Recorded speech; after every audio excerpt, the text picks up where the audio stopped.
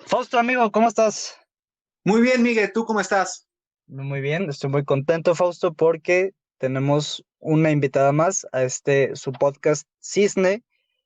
El día de hoy está con nosotros Erika Oregel. Ella es directora de cortometrajes y hoy está con nosotros para hablarnos un poco acerca de su más reciente obra, que es La Frontera. Erika, ¿cómo estás? Hola, ¿qué tal? Buen día, chicos. ¿Cómo están? Muy bien. Muchas gracias por tenernos por acá. No, hombre, al contrario, muchas gracias a ti por estar aquí con nosotros. Nos da muchísimo gusto porque vimos el corto, La Frontera, y qué impresión, ¿eh? Ay, gracias. Nos encantó, está súper, súper padre. Y pues qué gusto tenerte aquí para que nos platiques un poco sobre él. Cuéntanos un poquito, ¿no? ¿Cómo nació la idea del corto? ¿Dónde apareció en tu mente el corto por primera vez? Oye, pues primero quisiera agradecerles pues por haberse tomado el tiempo para ser parte de la audiencia que está viendo este cortometraje. Este corto te cuento que viene con un antecedente de varios años. Se había pensado desde el 2016. Es muy curioso cómo estos procesos de realización se extienden hasta que encuentras un punto de equilibrio donde varias cosas se sintonizan al momento de la realización y también en un proceso pues de maduración como realizador también. La Frontera es una historia que retrata la historia de Lucía, una madre que busca evitar que su familia sea parte de la nueva generación de narcotraficantes del crimen organizado en México. La historia de Lucía surge de una pequeña relación que se tiene con esta situación de la pérdida en ocasiones de identidad y de la pérdida de la moral ante situaciones que nos ponen en riesgo y que debemos de decidir si son por nuestro bienestar o por el bienestar de ajenos.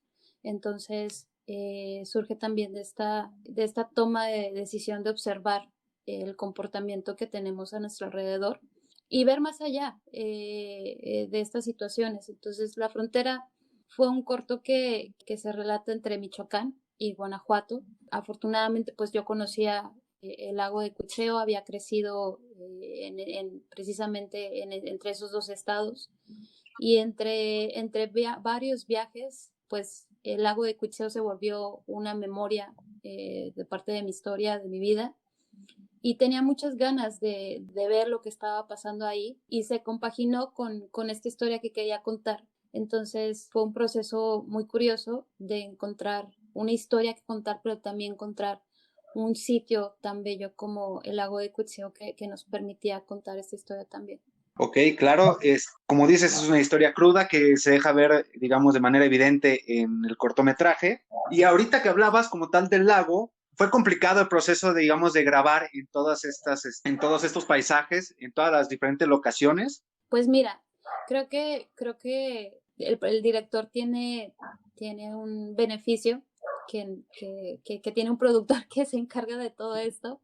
Entonces, la producción fue compleja, la producción se encargó Dario Orozco de ella y fue compleja desde el lado en el que pues teníamos que decidir si filmar en una isla o filmar en las orillas del lago de Cuitzeo. Por la narrativa de la historia decidió que fuese en las islas y digamos que se tuvo que escoger una temporada donde la luz no se reflejase de una manera tan brillosa por las temporadas, de manera que hubiera tanta exposición en la cámara y también se tuvo que escoger temporadas en las que no hubiese lluvia, pero sin embargo hubiese el agua suficiente como para poder acercarnos a la laguna, a la isla, porque de no haber agua pues era imposible acercarte a la isla. También tuvimos todas estas condiciones en las que teníamos que transportarnos en lanchas y pues siempre era un riesgo porque pues teníamos equipo técnico que era muy sensible,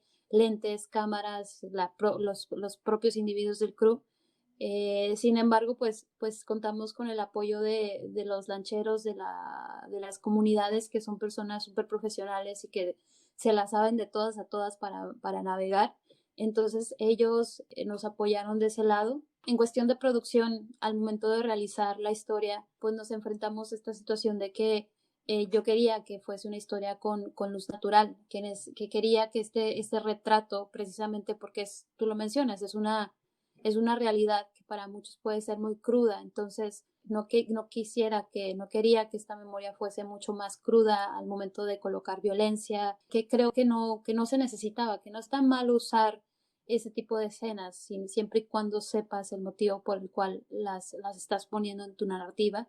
Pero fue una decisión de usar luz natural que nos llevó a pensar de manera estratégica de cómo hacer una producción con luz natural, considerando que estamos grabando en una isla, en 2 estados, un total de 5 locaciones, con alrededor de 40 personas. Entonces, esto nos llevó pues a pensar en que también necesitábamos un fotógrafo que supiese cómo manejarse en estas situaciones, que tuviese experiencia para decidir rápido y para también llevar una fotografía como la queríamos. Juan Pablo Ramírez Ibáñez por ahí pues fue una decisión súper acertada y siempre estamos muy contentos de que haya sumado su ojo a esta historia. Fue un trabajo muy arduo de Darío de coordinar toda la grabación, de modo en que pudiésemos llegar de manera pues a tiempo a las locaciones para que la luz no se nos fuera, ¿sabes?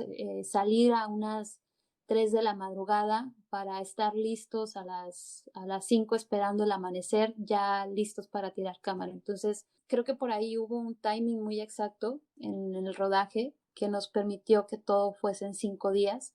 También hay esta cuestión donde teníamos que grabar en 5 días porque, bueno, habíamos conseguido el fondo del Instituto Mexicano de Cinematografía, el IMCINE regional, que te permitía hacer esta producción en ese periodo de tiempo.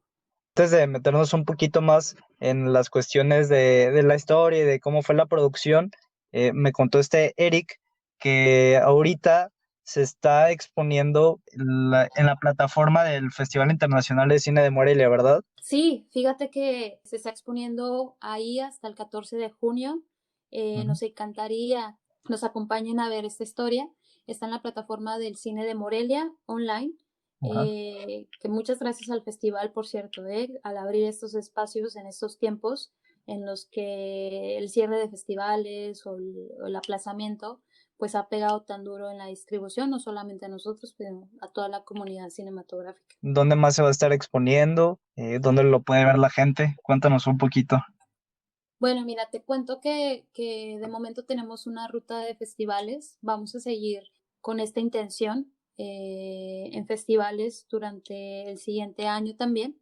Dependemos mucho de lo que pase en el contexto social y de salud de la contingencia, porque puede que muchos de estos festivales abran sus espacios en línea, como bien lo fue con el Festival de Morelia. Entonces, vamos a seguirlo moviendo en festivales y eventualmente esperamos estrenarlo también en plataformas de streaming, servicios de video, en plataformas de internet. Entonces esperamos darle esa vida porque creo que es bien importante contar la historia del lado, desde la perspectiva de la narrativa, de la intención de uno, pero pues también es importante mostrar el trabajo de toda la producción. Cuando publiquemos este episodio, vamos a publicar sus redes para que ahí puedan estar bien al pendiente la gente de dónde lo pueden estar viendo.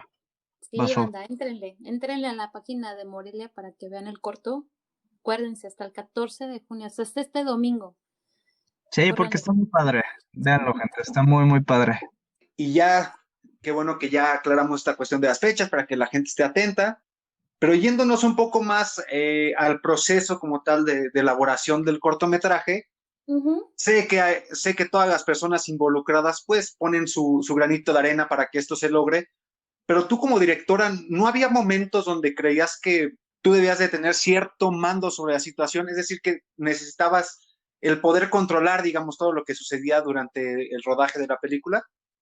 Fíjate que no sé si esto le pase a los otros directores, pero puedo hablar por mí en la cuestión en la que yo soy una productora, me dedico a la producción y también a la dirección, pero me corre en la sangre la producción. Entonces, de pronto, dejar ir ciertas situaciones se volvió una situación, un problema de pronto que tenía que yo enfocarme y decir, ok, tengo que dejar ir ciertas situaciones y estoy segura que mi productor las va a resolver y él las resolvió. En que sí sentí que no debía dejar ir las cosas. Por ejemplo, trabajé mucho con arte, con Los Tostado, con Karina y con Eddie. Con ellos estuve muy de la mano porque precisamente creo que el arte y la foto cuentan una narrativa muy delicada junto con el sonido. Entonces, sí, con mis departamentos, con los directores de cada uno de los departamentos, con ellos sí trabajé muy de la mano para tener mucha precisión en lo que quería que se viese frente a la cámara. Obviamente siempre escuchándolos, pensando y evaluando si lo que yo estaba decidiendo era lo mejor, porque pues finalmente para eso están, ¿no? Es banda que sabe más que tú y para eso tienes gente así, para eso es importante que te rodees con gente que sabe más que tú. Entonces, creo que llegó un punto en el que uno como que se alinea y dice, bueno, esto es lo que yo quiero y por esto lo quiero, pero ¿tú qué opinas? Aquí tú eres la persona que de alguna forma sabe si esto puede funcionar y llegas como que a un punto de balance, ¿sabes? Al punto en el que ya no se trata de lo que tú quieres como director, sino en lo que es mejor para tu historia. Y nos pasó muy particular, por ejemplo, con el vestuario de Lucía, de Vicky Araico. Yo estuve intervine mucho en ese proceso del vestuario porque precisamente no quería que lanzase el mensaje equivocado. Entonces ahí recibí mucha asesoría de Karina y de Eddie, quienes me ayudaron a escoger como que los mejores colores, los mejores tonos que pudiesen funcionar, porque si se fijan hay distintos tonos, o sea, utilizamos un tono para lo que es el personaje al inicio y otros tonos para el personaje al final, y yo sabía que esto era importante porque finalmente hay que construir un arco, una narrativa de arco en el personaje, ¿no? Y eso también se construye con el arte, con el cómo se ve el personaje desde el inicio hasta el final. ¿Cuántos fueron en total? Mira, la gente en campo fueron alrededor de 35 personas y las personas que no estuvieron en campo fueron alrededor de 20. Yo creo que Darío tendrá ahí los números más exactos, pero fue una producción de alrededor de 50-55 personas. Sí, está grandecita. Sí, fíjate que fue una experiencia súper chida porque pues yo venía de grabar con la banda del Kinolab en el 2015 el cortometraje de Domingo, que fue una experiencia pues de iniciante, ¿no? Donde digamos que vas iniciando y fue una grabación con alrededor de 6 personas en el set, más el postproductor afuera haciendo la edición. Grabamos, editamos, hasta entrenamos y encontramos las locaciones en el mismo día. Fue un cortito que se hizo pues se hizo muy rápido. Pasar de ahí a una producción tan grande, pues sí, te da nervios, pero pues de eso se trata, por eso también lo hicimos, porque pues que queríamos entender de qué se trataba, porque pues no íbamos a estar esperando a que alguien milagrosamente llegase y caminase y dijera, ah, se ve que tienen talento, vamos a ayudarlos. Sabemos que las cosas no funcionan así, entonces teníamos que encontrar la manera de hacer este cine profesional trayendo gente que tenía toda la garra y toda la intención de hacerlo así. Está muy padre eso que cuentas porque en episodios anteriores de este programa ya habíamos platicado, Faust, acerca del miedo que puede dar a veces el aventarte a hacer cualquier tipo de arte. Por ejemplo, tú, Kike, nos cuentas que estás pasando en cuanto a experiencia, de trabajar con 6 personas más a con 50 y tantas, que es un brinco muy grande. Entonces, pues ahí está la reflexión, chavos, que si se quitan el miedo salen cosas bien, bien padres. Y que lo usen como herramienta, ¿eh? Porque pues el miedo ahí sigue y úsenlo más bien como herramienta. O sea, piensen que la realización es un proceso doloroso. O sea, no es fácil hacer las cosas y no es fácil hacerlo en ningún área de trabajo. Si quieres ser doctor, si quieres ser abogado, lo que quiera que seas, pues no es sencillo, pero te va a doler más si no lo haces y es algo que te quedaste con la espinita. Entonces, mejor, aviéntense. La satisfacción se queda.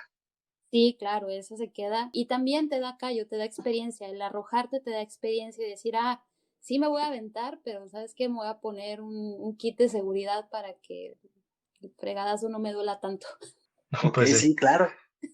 Y, Sí, y, la y verdad. pero sí, hablando un poquito de esto mismo que tú dices de la experiencia y como tal de los procesos, cómo van cambiando conforme creas, una pregunta un poquito para más bien gente que apenas se va a meter al mundo del cine, a la producción, dirección y demás.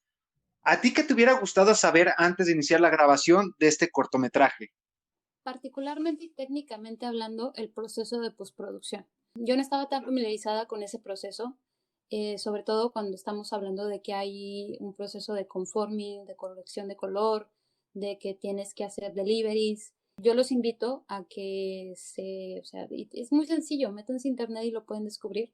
Pero ya en ese momento me hubiese gustado saber un poco más de lo que es el proceso de postproducción como productora al momento de entender cómo llevas todo este proceso. Técnicamente eso me hubiese gustado y la otra creo que si les podía servir de consejo, creo que esa sí lo seguí, creo que de hecho fue mi mayor herramienta y lo mejor que usé, creo, lo que no me arrepiento, es que vayan conscientes de que deben de dejar la historia ir. ¿Y a qué me refiero con esto? Nosotros hicimos el guión, lo talleramos con Vancouver y de ahí aplicamos a AIMCine. AIMCine te da un espacio como de un mes, más o menos, para que talleres tu corto y te dan taller de guión, de dirección, de todo, para que no la embarres, ¿no? Entonces, o al menos para que de su parte no queda que la embarraste. Y entonces ellos te asesoran súper bien, pero muchas veces nos olvidamos que esto no pasa milagrosamente, ¿sabes? O sea, uno como director o como productor, pues tiene que poner su 50% y de qué se trata es que sepas que tienes que estar atento a lo que tienes que dejar de ir. O sea, me acuerdo así súper consciente que íbamos en el camión, Darío y yo, y le dije, Darío, ve, estoy consciente que tengo que dejar la historia ir, que en este momento tengo que dejar ir escenas. Entonces voy con toda la disposición de que destruyan mi guión y que me den feedback sobre esto, cómo se puede hacer mejor. Entonces, cuando te pones en esa disposición, no sabes lo mucho que te ayuda y lo mucho que te abre la cabeza para que escuches todos los comentarios y a veces tienes que reestructurar tu historia porque pues en nuestro caso era una historia que en 15 minutos no podemos meter todos los personajes que quería, podía contar todas las escenas que yo quería, entonces deja ir y deja de lado entonces ese ego que puedas tener y también aprende en qué momento tienes que dejar de contar la historia, ¿no? Me pasa y me imagino que a ustedes también les pasa que ven una película y en este proceso de lo que es la línea narrativa, cuando tú sientes que algo se va a acabar, eso puede llamarse la coda, así le llamamos técnicamente, que es cuando tú puedes sentir que ya una película se acaba, ¿no? Y luego le das un poquito más y pum, se acaba, es como el punchline.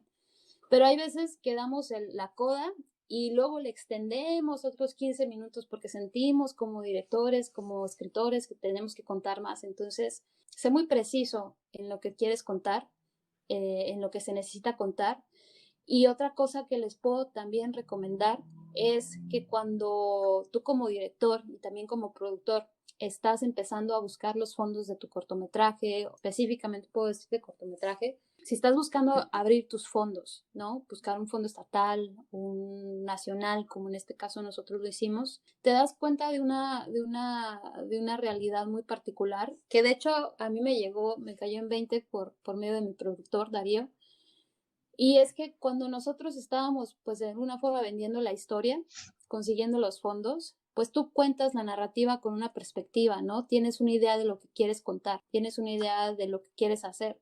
Entonces, tal vez, esa narrativa no es la misma cuando terminas tu corte. Entonces, yo les recomiendo que estén conscientes que de pronto el diálogo que puedan tener con su público no es el mismo diálogo que vas a tener con una persona a la que le estás vendiendo la historia para conseguir estos fondos públicos o privados. Obviamente siempre mantienes la línea de lo que trata la historia, pero tiene tonos distintos, porque de pronto puede ser como en nuestro caso que la historia se transformó mucho en el proceso y me preguntan muchas veces ¿te sientes orgullosa de lo que contaste? Y sí, me siento orgullosa porque Preguntan mucho, o sea, lo que ves en la pantalla es lo que pensaste al inicio y no es exactamente lo mismo, ¿sabes?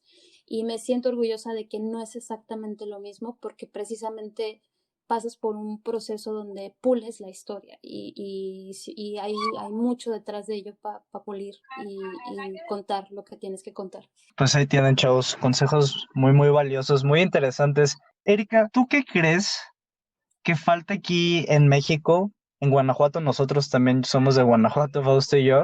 ¿Qué crees que falta para que haya más trabajos como estos, de tan buena calidad, que lleguen a tener los recursos económicos, la gente dispuesta? Es que yo creo que faltan muchas cosas y falta poco. Ok. Es muy complejo, apuntar y responsabilizar a algo en particular que falta, ¿sabes? Porque es muy fácil decir, sí, faltan muchos más fondos del gobierno para abrir esta iniciativa, pero ¿realmente solamente faltan fondos?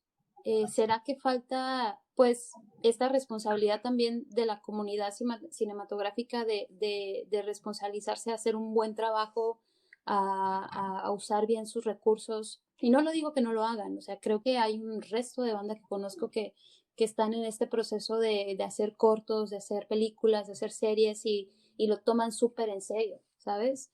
Entonces, a lo que voy con esto es, creo que es un trabajo en conjunto, creo que no solamente es una responsabilidad que va de las oportunidades de gobierno y demás, creo que también es una responsabilidad nuestra, porque o sea, yo te podría decir que muchos de mis cortos yo también mi punto es, creo que no depende únicamente de una, o sea, no es justo que carguemos de una ala toda la responsabilidad.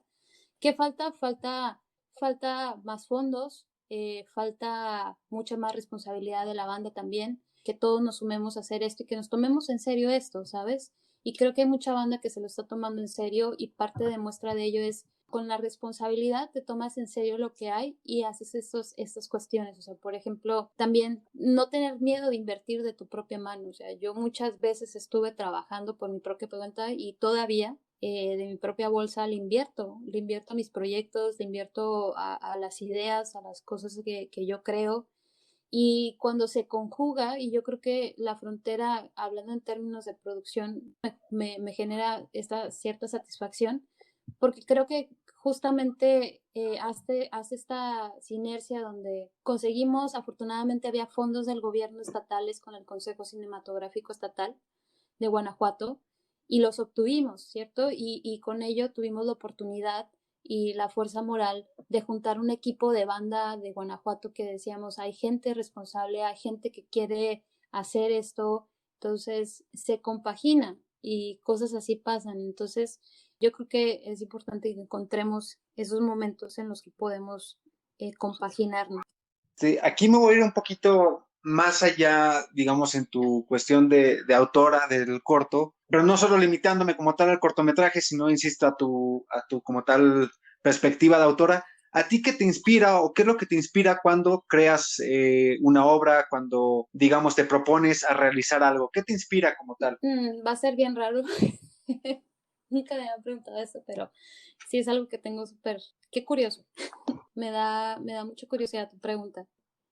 ¿Qué me inspira? Me inspira mucho la conducta humana, ¿sabes? Me llama mucho la atención la situación humana que podemos tener, las emociones, las expresiones, el cómo una situación se puede volver memorable para nosotros. Entonces, el observar una situación y poder tener esta posibilidad de volverlo una memoria visible, me parece algo tan bello, me parece algo tan lindo. Y yo creo que es de ahí parte esa obsesión, ¿sabes? De realizar, de hacer cine, porque es esta oportunidad de revivir una narrativa no solamente propia, sino algo que puede resonar en otras personas, porque me llama mucho la atención justamente el comportamiento humano y de ahí parto al momento de hacer las historias. Oye, Erika, ya que la pregunta de Fausto se fue un poquito más a tu perspectiva personal, que tú decidiste adoptar el área cinematográfica para expresarte. O sea, ¿por qué no fue, por ejemplo, literatura, música? ¿Con qué fue que dijiste no? Tiene que ser en Me da cine. mucha risa Lo tu mío. pregunta porque lo intenté todo. Ok, Yo lo intenté todo, o sea, hubo un tiempo en el que estudié literatura, hubo un tiempo en el que me interesó la música, hubo un tiempo en el que estuve estudiando comunicación política, hubo otro tiempo en el que también intenté irme por la psicología y pasé como por 3 escuelas antes de decidir estudiar esto. Y fue bien curioso porque yo quería dedicarme al periodismo. Eventualmente me di cuenta que yo estaba idealizando esta posición, esta carrera, este rol. Y cuando decido, pues voy a hacer unas prácticas, voy a ver si esto me gusta, me doy cuenta que no es algo en lo que quería estar. Y la neta es que no, yo no era, o sea, yo no soy una cinéfila de nacimiento, o sea, yo nunca tuve este interés por el cine, tuve mucho interés por observar y buscaba el medio en el que pudiera yo hacerlo. Y el cine llegó por accidente porque justamente a días de dejar mi trabajo en la radio, bajo yo del camión y me encuentro con la directora de un cortometraje que se hizo en Identidad y Pertenencia y me dice, güey, ¿quieres entrar a ser productora de este corto? ¿Qué es productora de cine? No sé de qué me estás hablando. Y me dice, sí, tú entrale, se ve que eres buena para organizar. Y pues dije, bueno, pues ¿qué puedo perder? Si al menos no sé qué hacer, por lo menos hay que seguir viendo a ver qué puedo encontrar. Entonces tomé iniciativa, me metí y la verdad es que el cortometraje no creo que hayamos tenido un resultado tan satisfactorio, no creo que nos haya ido bien, pero yo disfruté mucho el proceso y me gustó este acercamiento, porque fue un documental y me fascinó este acercamiento con la gente, con las personas, con narrar.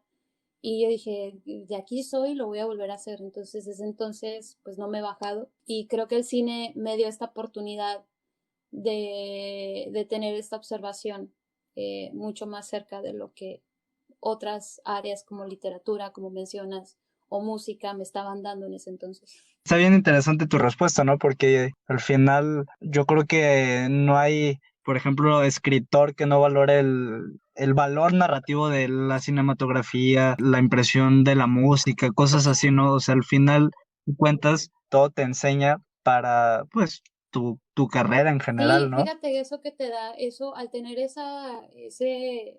pues tener eso en cuenta, te da la oportunidad de dar el respeto que merece, por ejemplo, pues al departamento de sonido, al de foto, al de arte, porque cada uno le suma a la expresión humana que se ve en el corto, ¿sabes? O sea, hay que demeritar al audio, al chico que está grabando en set, el audio, por ejemplo, porque cada ellos suma, o sea, o sea, yo siempre veo al cine como es bien particular, como un humano, o sea, está la vista, es un sentido, son los sentidos, ¿sabes? La vista, el oído, y si llegas a tener esta facilidad, o sea, si llegas a contar la historia de una forma, o sea, pasa la película de Ya no estoy aquí, yo la terminé de ver y yo, o sea, extrañé los olores, o sea, los olores, las texturas, el sentir.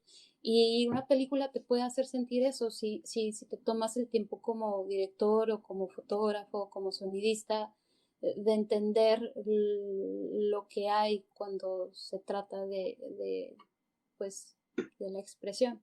Surge esta duda que yo creo que es el miedo que acompaña a todo artista, llámese escritor o músico o cinematógrafo, el miedo a que nuestra obra no guste. ¿Tú cómo has lidiado con ese miedo? ¿Cómo has logrado sobrepasar ese temor a que tu obra tal vez no tenga la repercusión que a veces nos gustaría que tuviera o que no tuviera el impacto que nosotros pensábamos iba a tener?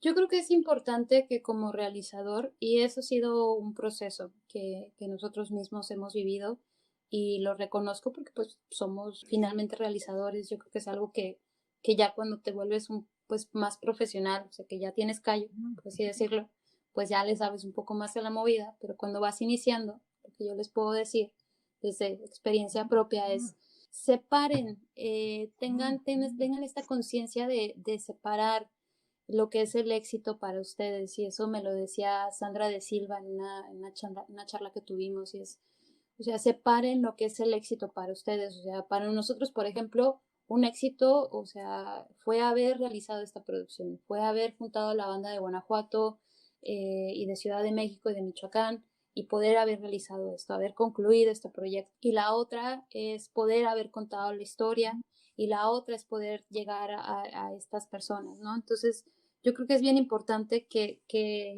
no te caigas si tu proyecto no tiene esa difusión que de pronto esperabas.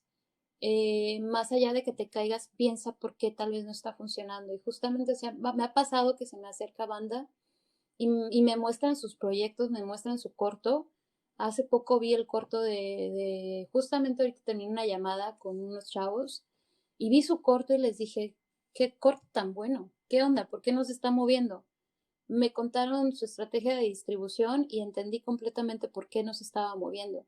Entonces, hay veces que la solución está en hacer una estrategia hacia dónde queremos que nuestro proyecto se dirija, cómo lo queremos mover, en qué festivales puede tener esa difusión que queremos y también entiendan a qué público están dirigidos, si están empezando una carrera como pues buscando hacer un espacio en este nicho, en este gremio del cine, pues tal vez lo que quieren hacer es ruido y buscar eventualmente una película, o tal vez lo que quieren hacer es ruido para simplemente seguir haciendo otro tipo de producciones o comerciales, etcétera. Entonces piensen muy bien hacia dónde quieren ir, tengan su norte súper establecido, hagan esa estrategia de distribución para que realmente vean resultados. Y la otra es acérquense a mostrar su trabajo a gente que también sepa de cine y díganle de ojo a ojo, de cara a cara, quiero que me digas lo que piensas de este corto. O sea, no vengo a mostrarte mi corto a que me des la palmada en la espalda, porque así no voy a crecer, vengo a que me digas la neta. Entonces, esa neta la puedes conseguir mucho con las personas que pues se dedican al cine, porque pues digamos que tienen un ojo para ver cómo se realiza una producción audiovisual y su apreciación es muy distinta a la de, digamos, un usuario que solamente pues, va y ve cine o aprecia cine de otra forma. Entonces, en cualquier caso, no se sientan mal, piensen por qué más bien, piensen por qué no está funcionando. Y puede ser porque su historia es muy buena y no le están distribuyendo bien, o puede porque su historia tal vez le falta un cierre, tal vez su historia no está bien contada, no tiene un buen inicio, un buen cierre, tal vez es una buena historia, pero el desarrollo de sus personajes no está completo, no está cerrado. Entonces, y si se dan cuenta que es por eso, aprendan y sigan caminando, no permitan que eso se vuelva una cruz que no los deje avanzar, porque si no ahí se van a quedar. Si ahí se quedan, pues no van a seguir avanzando. Y esto es como una bicicleta, la única manera de hacerla que avance es seguir pedaleando. Y eso es lo que yo les aconsejaría. Pues qué bueno, ojalá la gente que se quiere iniciar en este bonito mundo del cine pueda escucharlo. Y bueno, Miguel, creo que con eso terminamos con las preguntas que teníamos para Erika, ¿cierto? Pues sí, nada más decirle a la gente que pongan mucha atención porque dijo cosas bien, bien valiosas que dices tú, Fausto, del miedo. Pues sí, no, yo soy mucho de la idea que y ahorita se notó en lo que dice Erika, que hay un miedo bueno y hay un miedo malo. Hay un miedo bueno que va a hacer que te prepares bien para lo que tengas que hacer y hay un miedo malo que va a hacer que te paralices. Hay que quedarse con el miedo bueno y pues aprender de todo, así como Erika pasó de una producción de 6 personas a una de 50 y tantas. Yo sé que en un futuro no muy lejano la veremos en una producción llegando a los Óscares. Espero te acuerdes de Claro que nosotros, sí. Erika. Siempre de la Y banda, padre. la banda de Guanajuato. Fíjate que quisiera como sumar a esto y es que la importancia de estos espacios, ¿sabes? La importancia de los espacios como el suyo son sumamente importantes porque dan un escalón para que se escuchen esos proyectos, estas cosas que estamos realizando. Entonces, gracias por eso, chicos. Yo sé que no es un trabajo fácil construir, hacer ese trabajo, esta chamba. Entonces, gracias por no olvidarse de la cultura de su estado. No, muchas gracias, insisto, a toda la gente que asiste. También hace unos días tuvimos a otro cineasta guanajuatense, José Ah, María Melchor qué Rangel, también chido. está haciendo un documental.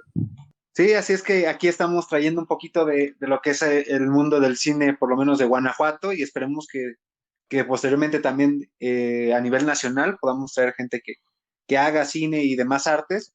Pero insisto, antes de irnos otra vez agradecerte, No, Erika, por el tiempo que has invertido en platicar con nosotros, por los consejos buenísimos, las ideas muy padres que nos has dejado aquí plasmadas.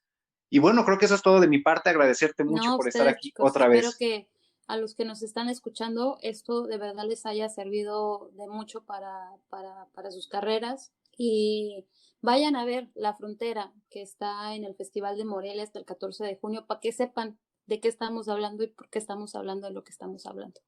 Unas recomendaciones, Fausto, nos aventamos rapiditas.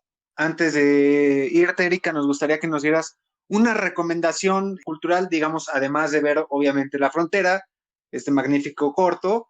¿Alguna recomendación que tú tengas, ya sea música, literatura, cine, y que quieras que la gente vea, además del corto de La Híjole, voy a Frontera? sonar súper repetitiva porque hay mucha gente que lo está recomendando, pero vean, ya no estoy aquí. Qué película, qué sabrosura de película. Me parece una película súper atinada, toda su producción, selección de locaciones. Es una película maravillosa que toca fibras súper sensibles de nuestra identidad y de cómo circunstancias ajenas nos alejan de lo que somos.